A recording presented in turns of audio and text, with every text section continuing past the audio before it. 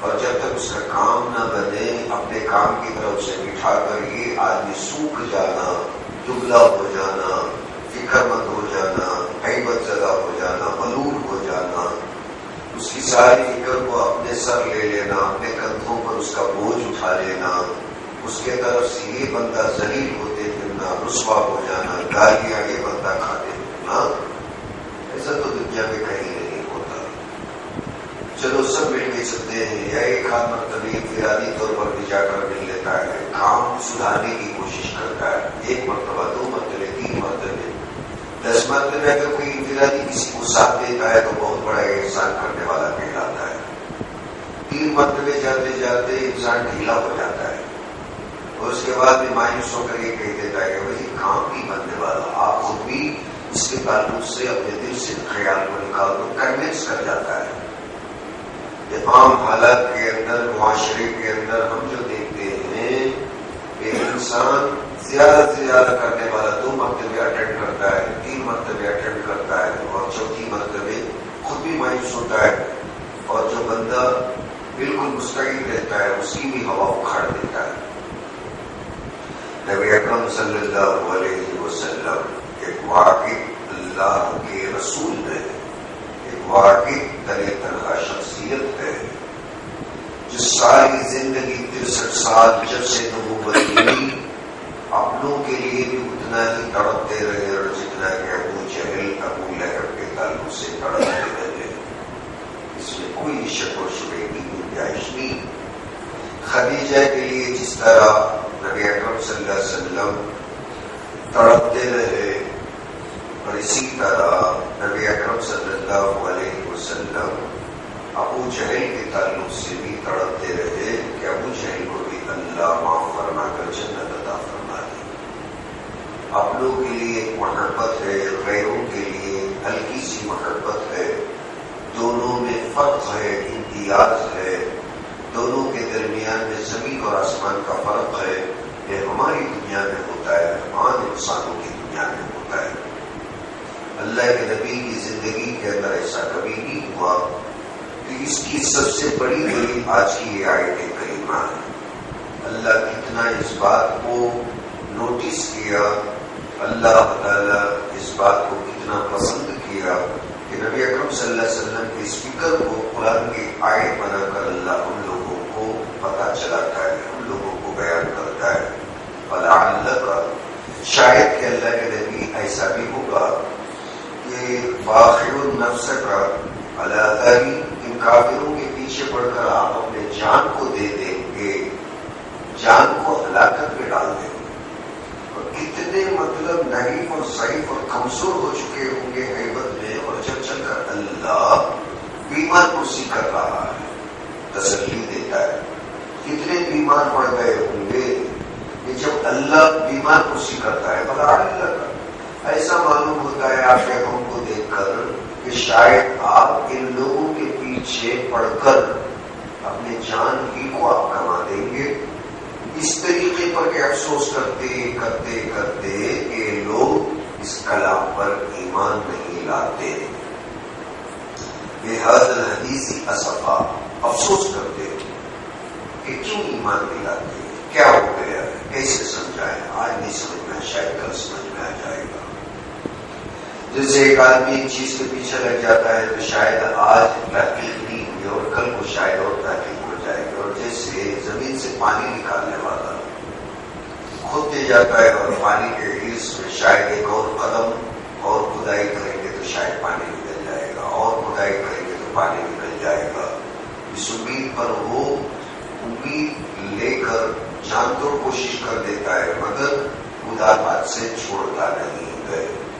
نبی اکرم صلی اللہ علیہ وسلم نے اپنی زندگی میں بہترین کام کیا، اور اللہ فرماتے ہیں شاید آپ اس فکر کے اندر جان بھی دے دیں گے۔ اِنَّا جَعَلْنَا مَعَ الْأَرْضِ زِینَةً لَهَا، اللہ بولتا ہے بے شک ہم نے زمین پر جو کچھ ہے اسے رونق بنا دیا ہے زمین کے لیے، لِنَبْلُوَهُمْ أَيُّهُمْ أَحْسَنُ عَمَلًا، تاکہ ہم امتحان کر لیں ان کافروں کا کون اچھا اور بہتر عمل کرتا ہے۔ یہ امتحان کی جگہ ہے، زمین امتحان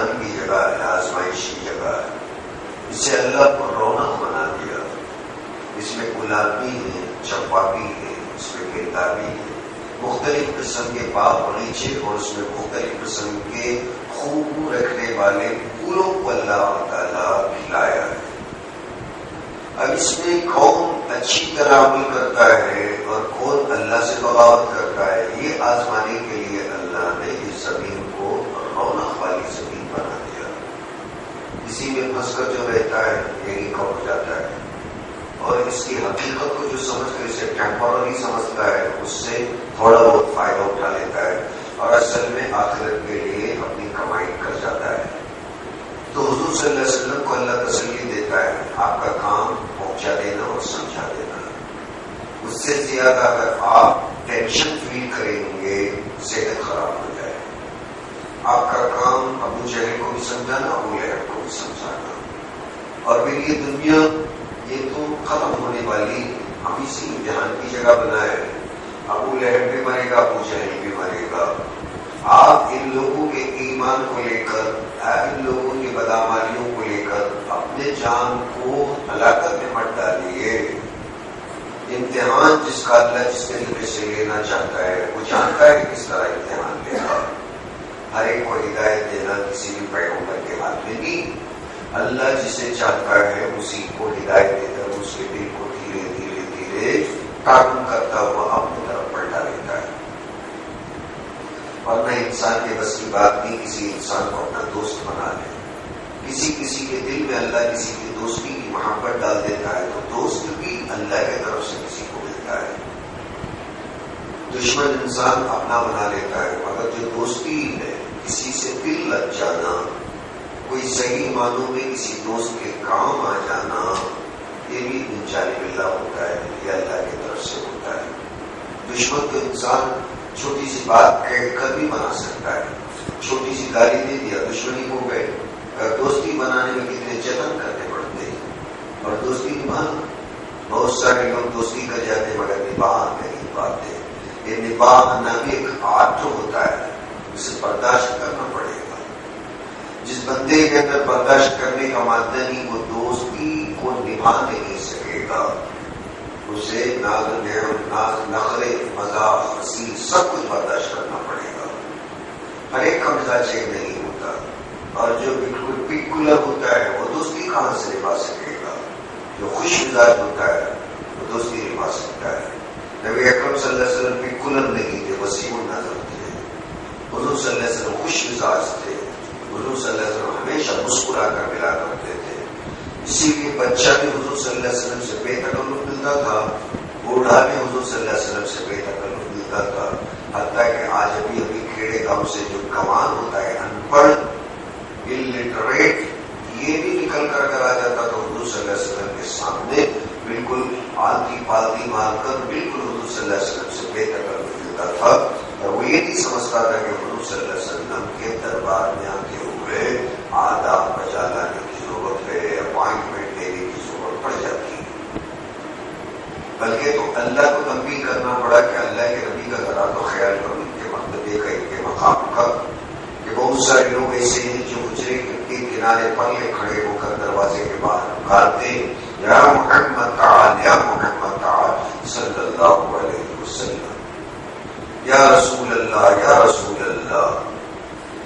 ان الذین ینادونک من وراء الحجرات اکثرهم لا یعقلون.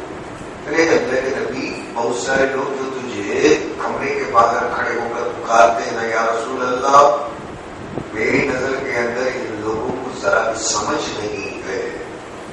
اللہ بولتا ہے اور حضور گھر کے اندر ہے اور پھر روڈ پہ کھڑے ہو کر لوگ حضور کو پکارتے ہیں دربار آ جاؤ دربار آ جاؤ.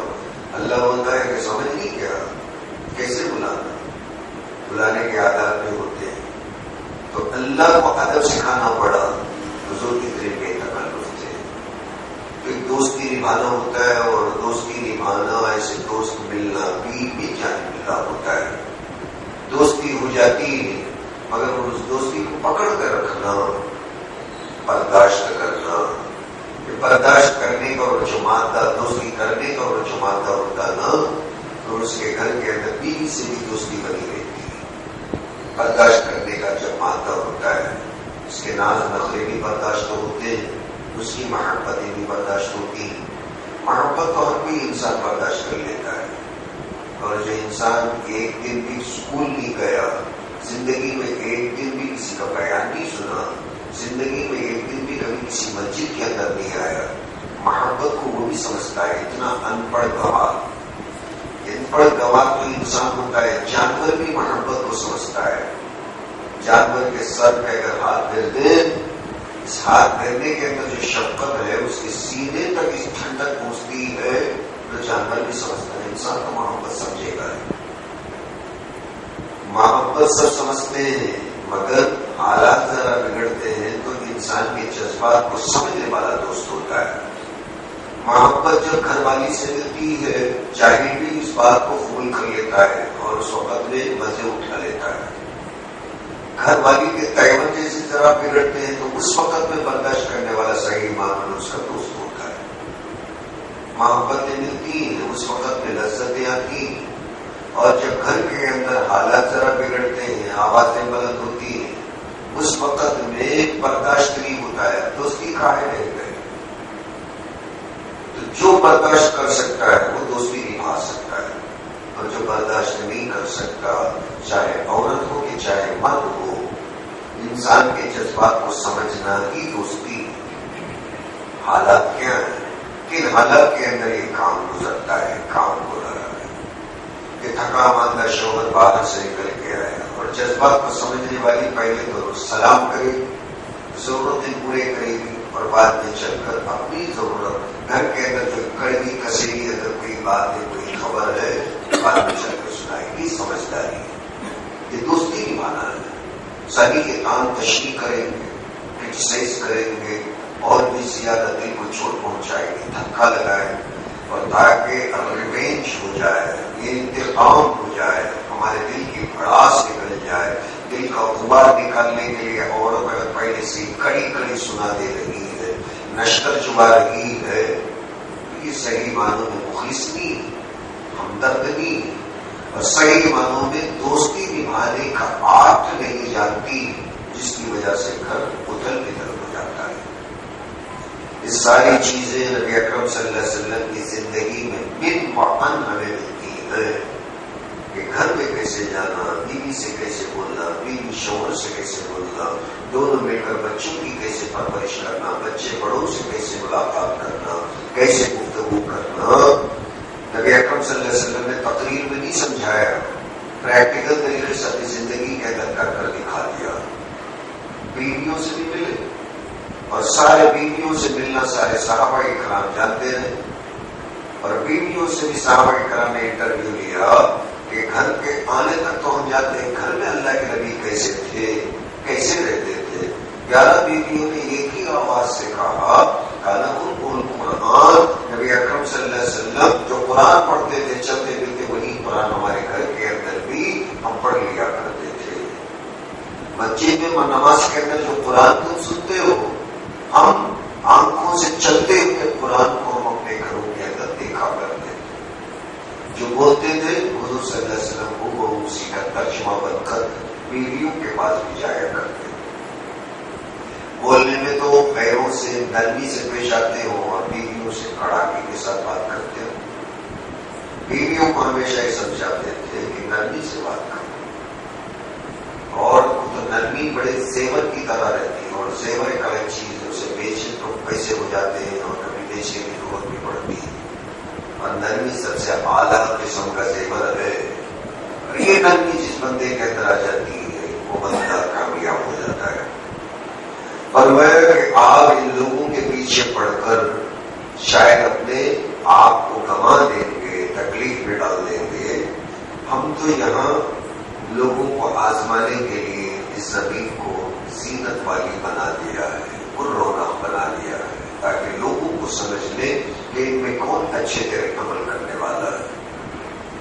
وَإِنَّا لَجَاعِلُونَ مَا عَلَيْهَا صَعِيدًا جُرُزًا، اور ہم اس زمین کو بنا دینے والے ہیں. اور جب قیامت برپا ہوئی چٹیل میدان کھان چھان پر، جیسے بلڈوزر سے جب کبھی کسی جگہ کو صاف کرنا پڑتا ہے تو کھان چھان کر پورے درختوں کو گرا کر جس طرح زمین کو لیول پہ لا دیا جاتا ہے، پلیٹ لے کر فرمایا اسرافیل علیہ السلام کو سور کا حکم دے کر پلیٹ کی طرح جس طرح ایک بلڈوزر زمین کو مار کر دیتا ہے، کہیں بھی اتار چڑھاؤ نشے و فراز کے بغیر پورا عالم اللہ کے سامنے کھڑے ہو جائے اور پورے پلیٹ فارم پہ کھڑے ہیں. ایسا نہیں کہ گڑھے میں کھڑا ہے، ایک اونچائی پہ کھڑا ہے. اونچائی پہ کھڑنے والا تو دیکھ رہا ہے اور گڈھے میں جو کھڑا ہے اسے نظر نہیں آتا ہے. اور سارے سمندروں کو اللہ تعالیٰ ختم کر دے گا، سارے پہاڑوں کو اللہ تعالیٰ ختم کر دے گا، اور پھر سارے جتنے بھی زمین کے اوپر درخت ہیں، جھاڑ ہیں، سارے کے سارے ختم ہو جائیں گے. تمام زمین ایک لیول پہ آ جائے گی. جس طرح تاکہ مستری ہمارے اپنے گھروں کے صحن بناتا ہے، فرش بناتا ہے اور بالکل ایک لیول پہ بناتا ہے، اس طرح اللہ تعالیٰ فرماتے ہیں وَإِنَّا لَجَاعِلُونَ مَعَالِيهَا صَعِيدًا جُرُزًا. بالکل ہموار ایک میدان بنا کر قیامت کے دن اللہ تعالیٰ اس زمین کو بنا دے. ہم حسیب تالنا سابل کے رقیم کام میں آیاتنا جواب کہ آپ اس بات کے گمان میں ہیں کہ کوہ والے اور پھر وہ چھپکر رہنے والے اصحاب کہف اور جو کوہ کے اندر غفا کے اندر چھپ گئے غار والے صحابہ اور جو لوگ تھے وہ ہمارے اپنے نشانیوں میں عجیب نشانی رکھتے ہیں. یہ اللہ کے لیے کوئی عجیب نہیں. کہیں آپ یہ بھی تو سمجھتے ہیں نا کہ ایک عجوبہ ہے. اللہ کی نظر میں ایمان رکھ کر ایمان کی حفاظت کے لیے پہاڑ کے اندر جا کر چھپ جانا یہ اللہ کے لیے کوئی تعجب کی بات نہیں. ہاں اللہ تعالیٰ ان کی قدر کرتا ہے. یہودیوں نے اسے تعجب سمجھا کہ حضور صلی اللہ علیہ وسلم کو جا کر سوال کرو. تو حضور صلی اللہ علیہ وسلم کے پاس کافر یہودیوں سے سیکھ کر ایک دین سوال کرنے کے لیے آئے کہ ذوالقرنین کا واقعہ کیا ہے، سابق کعبہ کی تعداد کیا ہے، روح کسے کہتے ہیں. حضور صلی اللہ علیہ وسلم نے ان کے جوابات دیے اور روح کے بارے میں جیسا کہ 15ویں پارے میں کہہ دیا گیا کہ اللہ بہتر جانتا ہے، اللہ کا حکم ہے. باقی یہ پورا سورہ ہے جو 2 سوالوں کے تعلق سے اللہ نے سورہ کہف کے اندر اصحاب کہف کا ذکر کیا. ذوالقرنین کا بھی انشاءاللہ آئندہ رکوع کے اندر ذکر آئے گا. اور باقی اس کے تعلق سے حدیثوں کے اندر نبی اکرم صلی اللہ علیہ وسلم نے کیا بیان فرمایا، کس زمانے کا واقعہ ہے، کس زمانے کے اندر یہ واقعہ پیش آیا. انشاءاللہ کل میں آپ لوگوں کے سامنے عرض کروں گا. اللہ مجھے بھی اور آپ کو قرآن مجید پر عمل کرنے کی توفیق عطا فرمائے. سبحان اللہ.